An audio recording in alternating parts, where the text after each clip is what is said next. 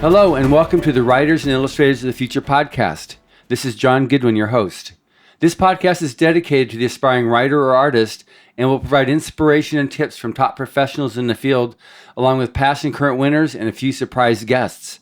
Today's guest is Illustrators of the Future founding judge, Mr. Bob Eggleton. Hi there. Welcome, Bob. Hi. Well, thank you. So, it was quite a night last night. Yeah, it was really great. It was a really great night. Fantastic. So, at the awards ceremony, you received the Lifetime Achievement Award. Yeah, it was. Yeah. Wow. Yes. Thank you. It's kind of nice. It's a nice feeling. It's very good. So you've been you got to because you've been a founding judge for 30 years now as a judge for Illustrators of the Future. So tell me a little bit about like how you originally became, how Kelly. Oh God. Well, it was before Kelly even. I had gone to a lot of the world science fiction conventions, and of course, the Writers of the Future, which was founded, back in the 80s, and they used to go and do these big parties and gatherings and dessert parties, basically. It was huge. I mean, but the World Con was different. It was the World Science Fiction Convention was a very different thing back then. It had thousands of people attended. Publishers went to it. Everybody in the science fiction universe went to it.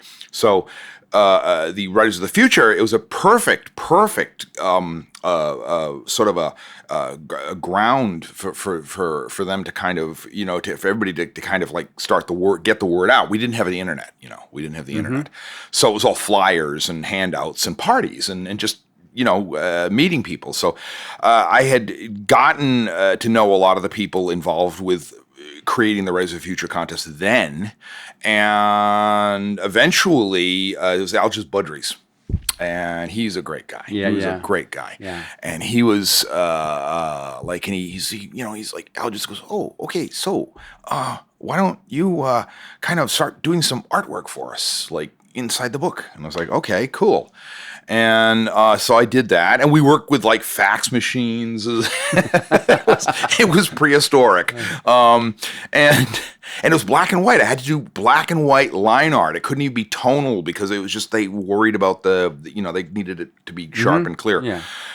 So I did a few pieces for some of them. And they said, well, we're gonna have the awards and in New York at one point. It was the Windows in the World, and they said, well, why don't you come on down? And so I did, and that was the unveiling of one of the Frazetta cover paintings, which was really something to see up close, because at that point in my life I'd never seen a real Frazetta painting in the flesh. And so eventually there was just we all just got to know each other. I mean, it's really, it's one of those things where everybody's like, hey, come on, Bob, come on, just hang out with us. And I was one of the sole artists amongst all the writers, and I knew some of the younger writers at the time, and Dean Wesley Smith and people like that when they were just kids, and I was a kid, and eventually, it was Algis Budrys actually called me in late '87, and he said, we're going to be doing this Illustrators of the Future contest, and he explained the whole thing and how L. Ron Hubbard had wanted to set it up that it was going to be two contests. It was going to be a writers and then eventually artist illustrators of the future. So what he did was the next thing I hear, like there was some paperwork they had to do to get it all, as it is.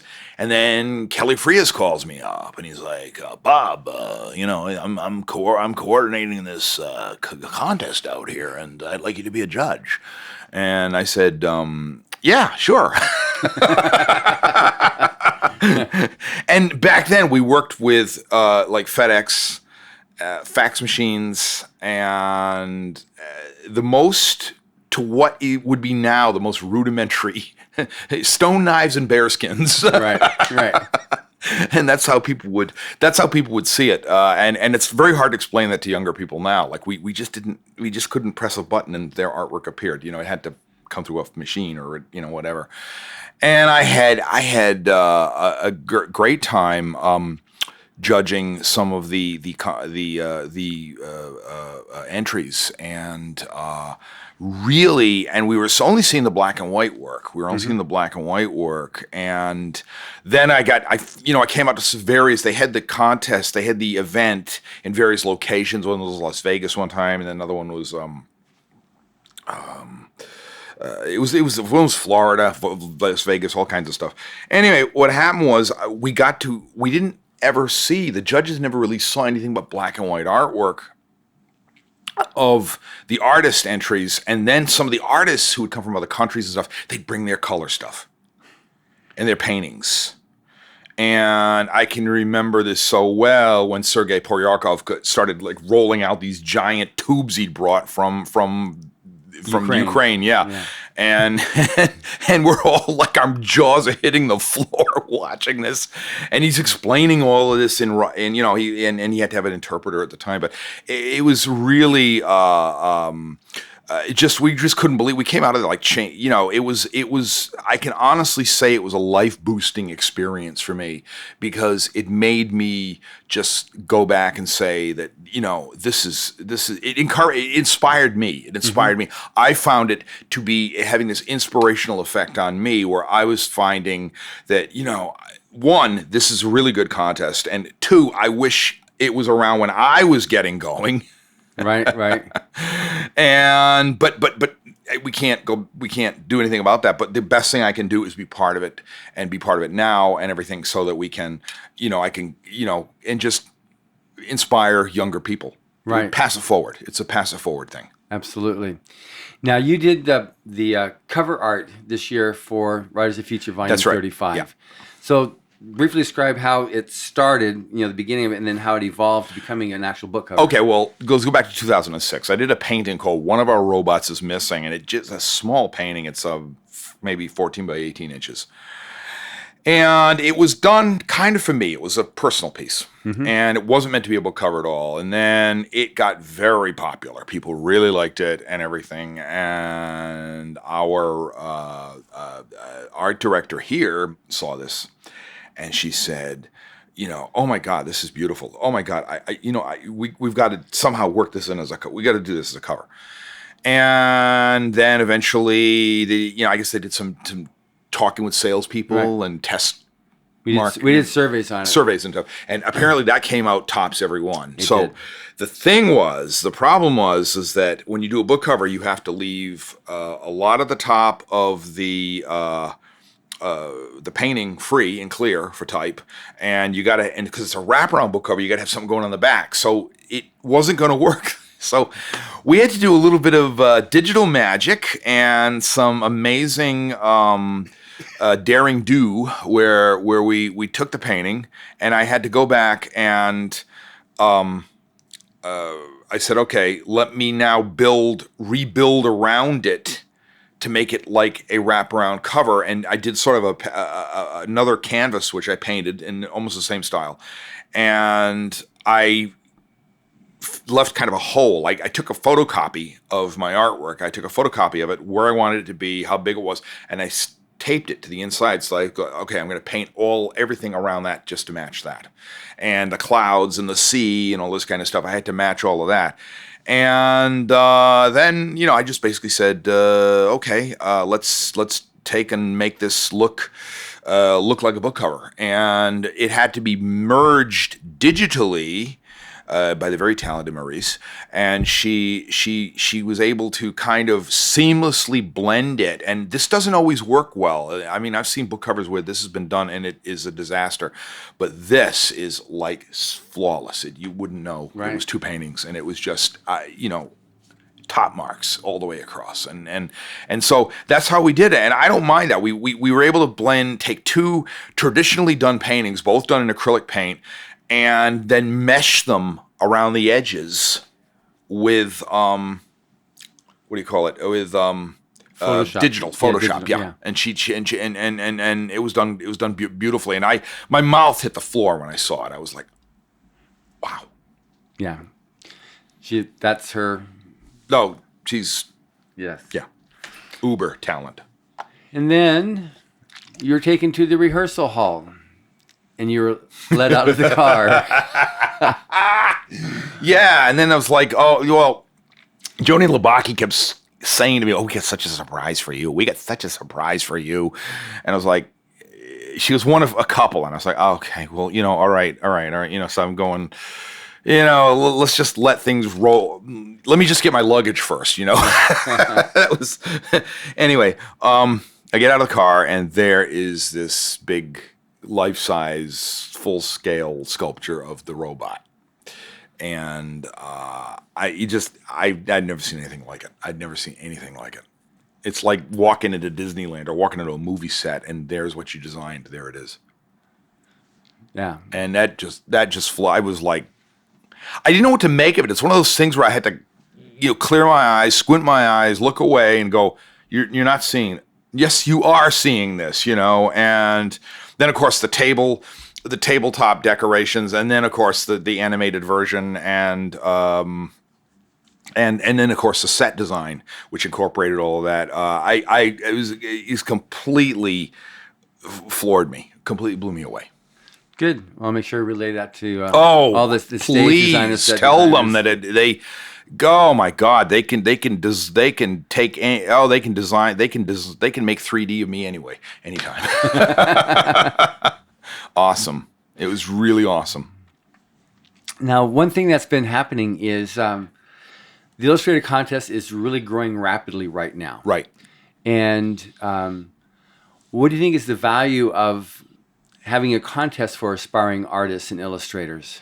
The value of having this contest, and it's very, very, the value of it is that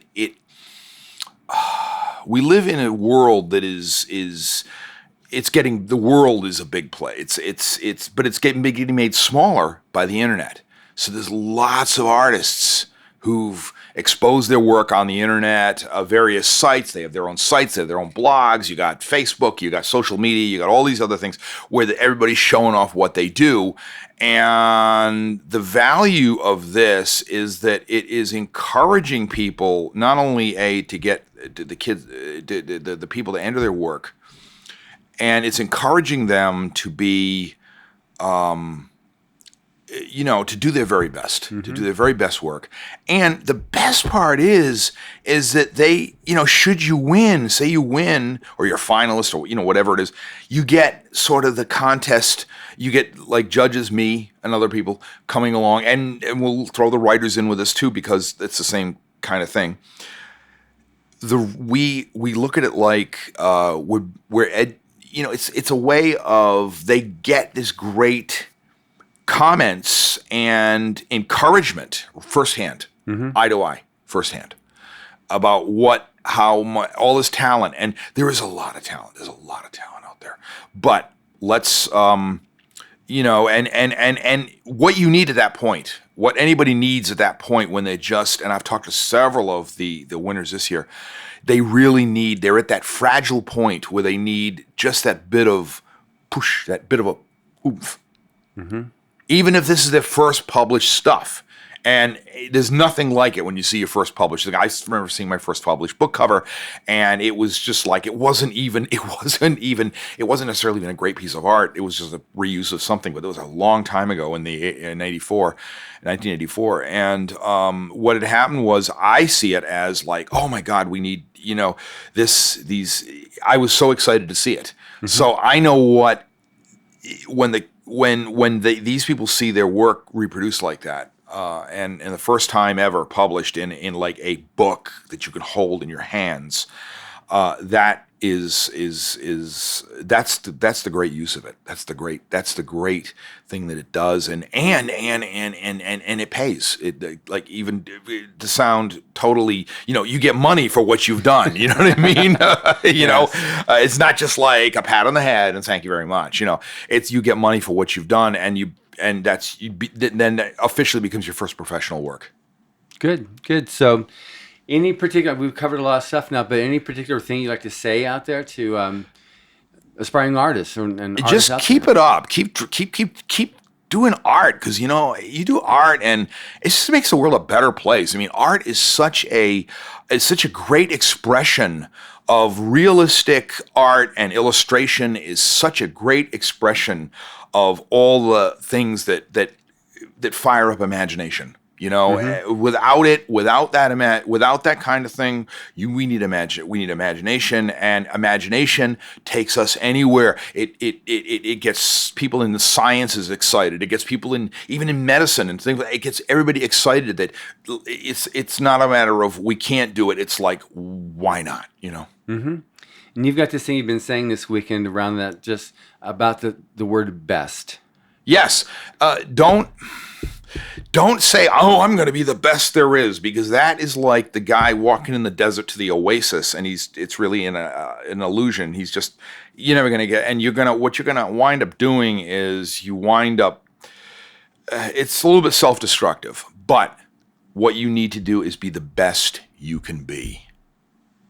And there's a lot of room for everybody. There's a lot of room for a lot of people, and with the drive and the talent and it's a little bit of luck and persistence, this will pay off, and you'll start doing what you love doing, and dreaming, and you'll live in the dream.